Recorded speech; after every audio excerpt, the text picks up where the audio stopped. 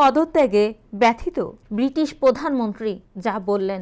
আর্থিক অসঙ্গতি ও দুর্নীতির ব্যাপক অভিযোগের মুখে অবশেষে পদত্যাগ করতে বাধ্য হয়েছেন যুক্তরাজ্যের সিটি মিনিস্টার টিউলিপ সিদ্দিক। মঙ্গলবার 14 জানুয়ারি টিউলিপ প্রধানমন্ত্রী কেয়ার স্টারমারের কাছে পদত্যাগপত্র দেন।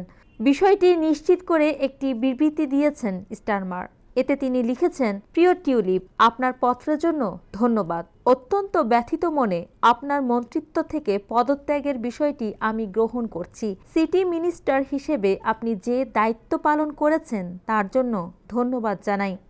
টিউলিপের বিরুদ্ধে কোনো ধরনের অসঙ্গতি পাওয়া যায়নি দাবি করে ব্রিটিশ প্রধানমন্ত্রী বলেন, আপনার পদত্যাগপত্র গ্রহণের সঙ্গে আমি পরিষ্কার করতে চাই, আমার স্বাধীন পরামর্শক স্যার লরি ম্যাগনাস আমাকে নিশ্চিত করেছেন তিনি আপনার বিরুদ্ধে মিনিস্ট্রিয়াল কোড ভঙ্গ এবং আর্থিক অসঙ্গতির কোনো প্রমাণ পাননি।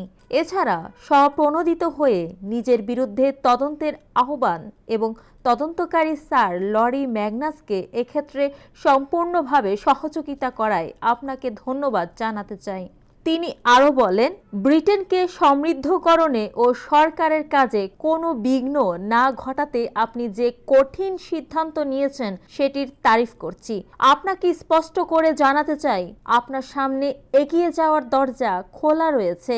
শেখ হাসিনার ঘনিষ্ঠের কাছ থেকে ফ্ল্যাট উপহার নেওয়া, সাংবাদিককে হুমকি দেওয়া, রূপপুর পারমাণবিক বিদ্যুৎ কেন্দ্র থেকে অর্থ আত্মসাৎ সহ বিভিন্ন দুর্নীতির অভিযোগে প্রচণ্ড চাপের মুখে ছিলেন টিউলিপ সিদ্দিক। এসবের মুখে শেষ পর্যন্ত মন্ত্রিত্ব ছাড়তে হয়েছে তাকে। মৌমিতা তন্নি, জিবিসি টিভি, ঢাকা।